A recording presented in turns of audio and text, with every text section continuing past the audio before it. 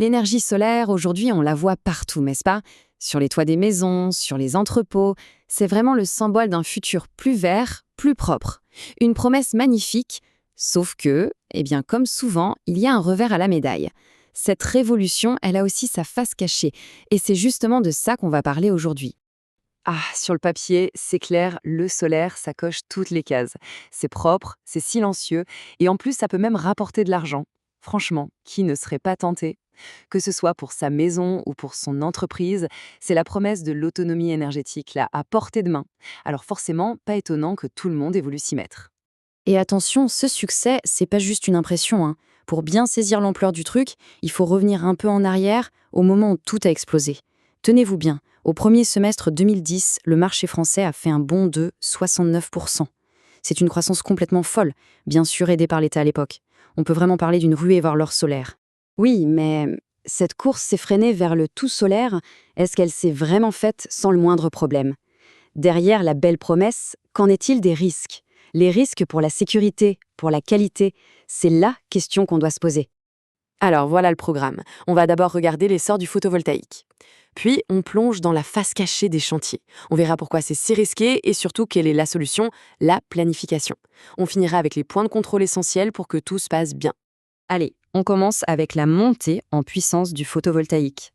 Juste un petit point technique. Promis, c'est rapide. Le photovoltaïque, qu'est-ce que c'est au fond? C'est tout simple. C'est la transformation de la lumière du soleil directement en électricité. Ça se passe dans des cellules semi-conductrices. Ensuite, un boîtier qu'on appelle l'onduleur adapte ce courant pour qu'on puisse l'utiliser à la maison ou le renvoyer sur le réseau. Voilà. En théorie, c'est simple comme bonjour. Mais en pratique, c'est une toute autre histoire. Et nous y voilà, la face cachée du chantier, les risques et les non-conformités. Alors là, attention, il faut s'accrocher. En 2009, en plein boom, un organisme de contrôle qui s'appelle le Consuel a sorti des chiffres qui font froid dans le dos. 37% des installations solaires n'étaient pas conformes. 37%, c'est presque une installation sur 3 qui posait problème. Et le pire, c'est que ça touchait surtout les petites installations, autrement dit, celles des particuliers. Et une installation qui n'est pas aux normes, ça peut avoir des conséquences vraiment graves. Déjà, pendant le chantier, le risque numéro 1, c'est la chute de hauteur, évidemment. Mais attention, même une fois que les ouvriers sont partis, le danger, lui, peut rester.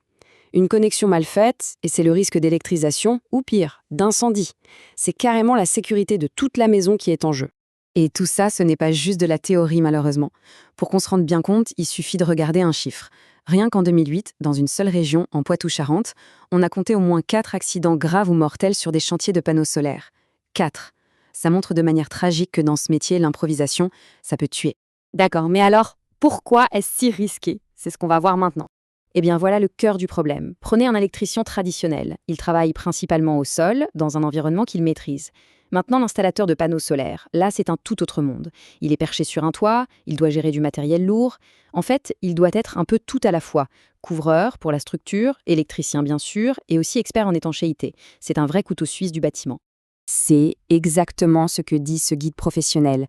Ce n'est pas juste une simple addition de compétences, c'est un vrai savoir-faire très spécifique. Et le problème, il est là. Avec l'explosion de la demande, plein d'entreprises se sont lancées tête baissée dans le solaire, sans avoir cette polyvalence, cette expertise, en sous-estimant complètement les dangers. Bon, alors, face à ce constat un peu sombre, quelle est la solution? Heureusement, il y en a une, la planification. Alors, comment on fait pour être sûr que tout est fait dans les règles de l'art? La réponse, la voilà, avec un document de ce type. Un protocole de vérification rigoureux.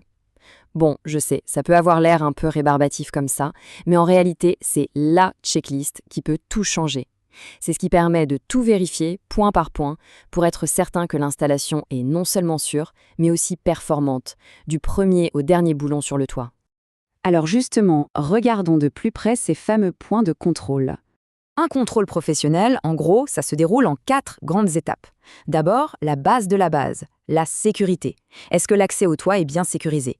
Ensuite, l'étape 2, le contrôle visuel. Là, on passe vraiment toute l'installation au peigne fin. Troisième étape, les mesures électriques. On sort les appareils et on vérifie que tout fonctionne comme il faut, côté courant continu et alternatif. Et enfin, quatrième étape, la paperasse, la vérification de toute la documentation. Et quand on parle de contrôle visuel, Attention, ça va bien plus loin que de juste vérifier si les panneaux sont droits. Non, non. On va regarder si la fixation est assez solide pour résister à une tempête. On va vérifier que les matériaux utilisés ne risquent pas de rouiller. On va contrôler les distances entre les câbles pour éviter les arcs électriques, qui sont une des causes principales d'incendie. C'est vraiment ce souci du détail qui fait toute la différence entre une installation amateur et une installation pro. On arrive à notre dernière partie, comment s'assurer d'avoir un projet réussi et surtout sûr. Et voilà, on arrive au point essentiel, le message clé à retenir. Bien préparer et bien contrôler un chantier, ce n'est pas du tout une dépense superflue. C'est un investissement. Pourquoi ? Parce qu'un projet bien mené, c'est moins de risque d'accident, c'est une évidence. Mais c'est aussi une installation de meilleure qualité qui va donc produire plus d'électricité. Et plus longtemps. Au final, la sécurité, c'est rentable. L'énergie verte, c'est une promesse formidable pour notre avenir, c'est certain. Mais pour que cette promesse soit tenue, il faut absolument s'assurer qu'elle soit mise en œuvre de manière sûre et professionnelle. Finalement, la vraie question, ce n'est pas tant de savoir s'il faut faire du solaire ou pas. La vraie question, c'est comment s'assure-t-on de faire du solaire de qualité ? Parce qu'un rêve énergétique qui vire au cauchemar, ça n'aide absolument personne.